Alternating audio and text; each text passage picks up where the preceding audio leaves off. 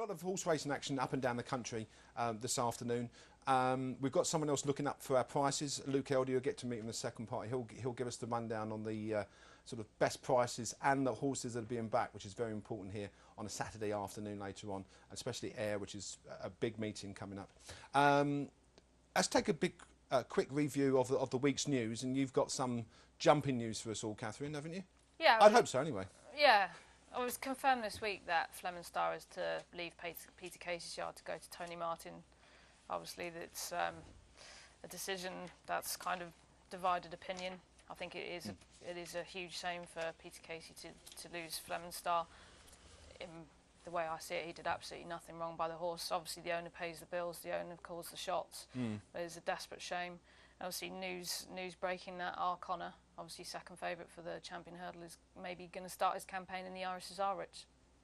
That's a surprise. When is the Irish Cesarewitch? Put my teeth. October, isn't it? Is it right? Yeah. That would be quite an extreme distance for a horse like who would run over at Cheltenham at that distance in the champion hurdle, though, wouldn't it? Cesarewitch would be bit too far. I think more interestingly, what horse has there been that would have used the Cesarewitch as a build-up? Yeah. Has that ever? Do you know? Have you ever thought I that actually don't know. But if anyone does know the answer, let us Yeah. know. Well, I can't think of a horse actually going into a champion hurdle campaign. You know, what would be the benefits of that?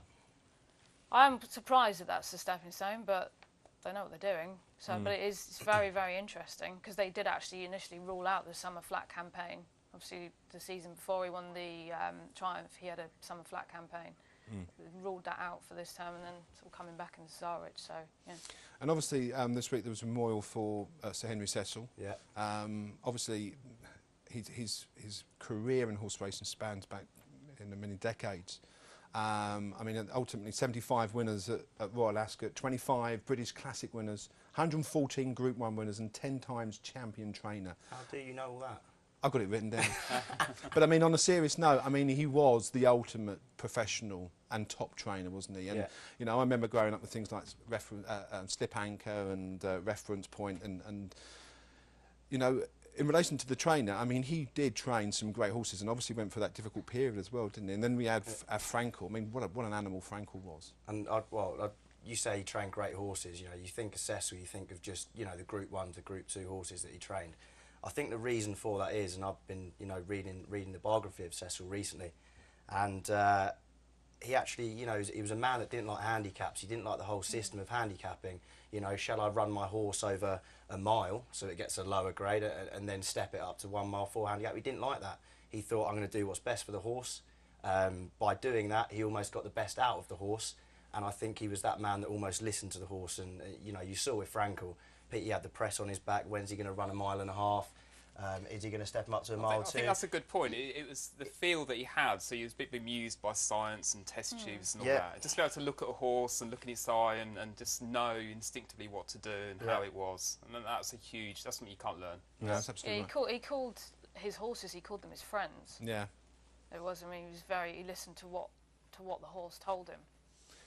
Lady Cecil now sort of taking the reins there, and she's obviously doing really well as well, and some good horses to watch out for next year. In relation to some other news, Pinzola won the Condition Stakes yesterday. He's been supplemented for the Racing Post Trophy.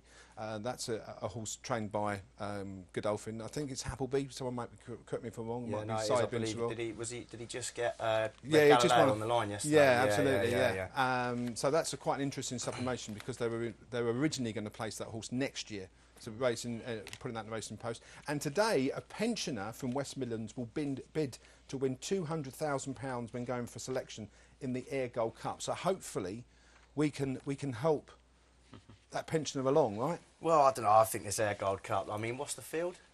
27. 27. Yeah. It's what I'd call a punter's minefield, Pete, isn't it? Yeah, absolutely. But we'll give it a crack. We'll give it a crack. There's some races obviously coming up from Newbury, Newmarket and Catterick. We'll cover those as well. In relation to the Ayr Gold Cup, I mean, we're going to touch on it after the break, but a high draw seems very important, doesn't it?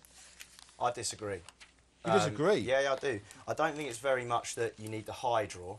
I think the way to go about it is to select one on the low draw and select one on the high draw. I've been looking at the runners, and I feel that actually the early pace is with the lower lower draws. And you were saying about the draw. You don't think it's important? No, I do agree with you that, you know, if you do look at the history, the higher draw has favoured, but there's going to be a lot of pace on the lower stalls. And I think if you get a good break and you're in either one of the groups, I think that's main. I really wouldn't like. I really wouldn't like one to be drawn in the middle. You know, where you've got to be chasing ground to split off. Okay, we're going to come back to that after this short break. We're going to carry the Gold Cup.